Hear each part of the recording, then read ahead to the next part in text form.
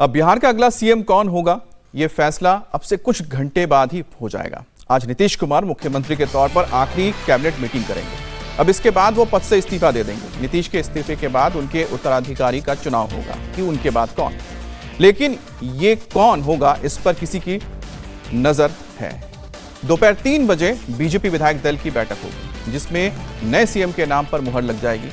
हालांकि औपचारिक ऐलान शाम को 4 बजे एनडीए विधायक दल की बैठक में होगा, लेकिन लगभग इसको लेकर कई सारी चर्चाएं होने लगी हैं और इसमें सम्राट चौधरी का नाम सबसे आगे है।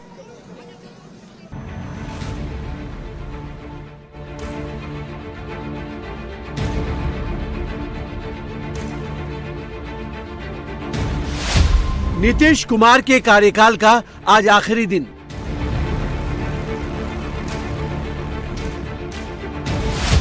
कौन होगा नीतीश कुमार का उत्तराधिकारी? बिहार के लिए आज का दिन बहुत महत्वपूर्ण है। आज न सिर्फ मौजूदा नीतीश सरकार के कार्यकाल की समाप्ति होगी, बल्कि बतौर सीएम नीतीश कुमार के 20 साल के लंबे कार्यकाल का भी अंत होने जा रहा है। सुबह 11 बजे सीएम नीतीश कुमार की अध्यक्षता में कैबिनेट की अंतिम बैठक होगी। बैठक के बाद नीतीश दोपहर 3 बजे लोक भवन जाकर राज्यपाल को सीएम पद का इस्तीफा सौंपेंगे। उसके बाद दोपहर 3 बजे बीजेपी विधायक दल की मीटिंग होनी है, जिसमें नए मुख्यमंत्री के नाम पर मुहर लग जाएगी। केंद्रीय मंत्री शिवराज सिंह चौहान उस बैठक में सेंट्रल ऑब्जर्वर के तौर पर मौजूद रहेंगे। आज ही वो पटना पहुंचेंगे। हालांकि अगले सीएम का औपचारिक ऐलान एनडीए विधायक दल की मीटिंग के बाद किया जाएगा। शाम 4 बजे बिहार विधानसभा के सेंट्रल हॉल में एनडीए विधायक दल की बैठक होगी। आज ही जेडीयू विधायक दल की भी मीटिंग होगी। दिन के 3 बजे भारतीय जनता पार्टी के कार्यालय में भाजपा के विधानमंडल दल के नेता के चयन हेतु विधानमंडल दल की बैठक बुलाई गई है, जिसमें हमारे केंद्रीय पर्यवेक्षक के रूप में केंद्रीय मंत्री और भारतीय जनता पार्टी के वरिष्ठ नेता आदरणीय शिवराज सिंह चौहान जी रहेंगे और एनडीए की राष्ट्रीय जनतांत्रिक गठबंधन की बैठक बिहार विधानसभा के सेंट्रल हॉल में 4 बजे बुलाई गई है, जिसमें विधानमंडल दल के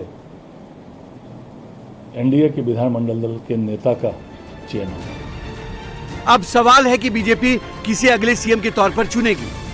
पिछले कई दिनों से कई नामों को लेकर कयासबाजी चल रही है, तरह तरह की अटकलें लगाई जा रही हैं, लेकिन बिहार के डिप्टी सीएम सम्राट चौधरी सीएम की रेस में सबसे आगे हैं। जातीय समीकरणों के लिहाज से भी सम्राट चौधरी का मुख्यमंत्री बनना तय है। वो नीतीश कुमार के लवकुश समीकरण यानी कुर्मी कुशवाहा वोट बैंक के लिहाज से भी फिट बैठते हैं। साथ ही सम्राट पीएम मोदी और गृह मंत्री अमित शाह दोनों के ही भरोसेमंद माने जाते हैं। सम्राट चौधरी कुशवाहा समाज से ताल्लुक रखते हैं, जिसकी आबादी बिहार में 4 से 5% है। मुंगेर जिले की तारापुर सीट से विधायक सम्राट चौधरी बिहार की जातीय राजनीतिक समीकरण में फिट बैठते हैं। बीजेपी उनका राजनीतिक कद पहले ही बढ़ा चुकी है।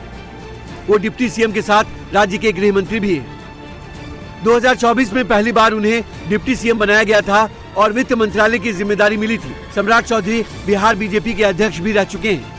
बीजेपी जेडीयू का जो एक वोट बैंक है, नीतीश कुमार का जो लवकुश वोट बैंक है, जिसमें कुर्मी, कोयरी और धानुक जाति आती है, 10% का एक बड़ा वोट बैंक है। यादव जाति के बाद सबसे बड़ी जाति यदि है तो लवकुश है।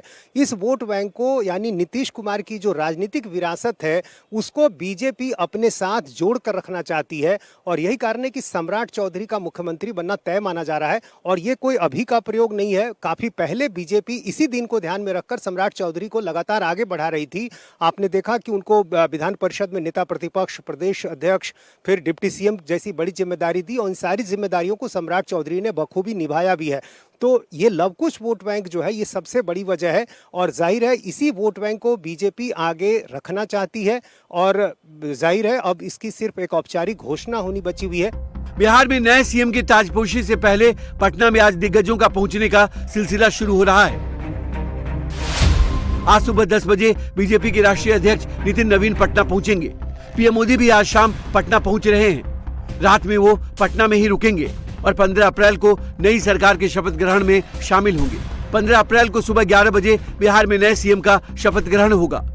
बीजेपी विधायक दल की बैठक से पहले सोमवार शाम डिप्टी सीएम सम्राट चौधरी के आवास की सुरक्षा अचानक बढ़ा दी गई। राज्यपाल के सचिव ने भी दिन में सम्राट चौधरी से मुलाकात की थी। एक ओर एनडीए नए सीएम के शपथ ग्रहण की तैयारी कर रही है, तो दूसरी ओर आरजेडी ने सीएम बदले जाने पर बीजेपी पर जोरदार हमला बोला। तेजस्वी ने कहा कि बिहार की सरकार अब रिमोट कंट्रोल से चलेगी। साथ ही उन्होंने नीतीश कुमार पर बिहार का खजाना खाली करने और बिहार को बदहाल छोड़कर जाने का भी आरोप लगाया।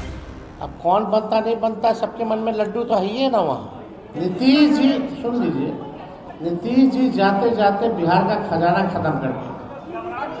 एक मिनट सुन लो, एक मिनट। अब जाते जाते बिहार का खजाना खत्म। 20 साल राज करने के बाद भी बिहार में सबसे ज्यादा गरीब भी, यानी सबसे गरीब राज्य। आज होने जा रहे बिहार के अगले सीएम के नाम के ऐलान के अलावा सरकार के गठन पर भी सबकी नजर है।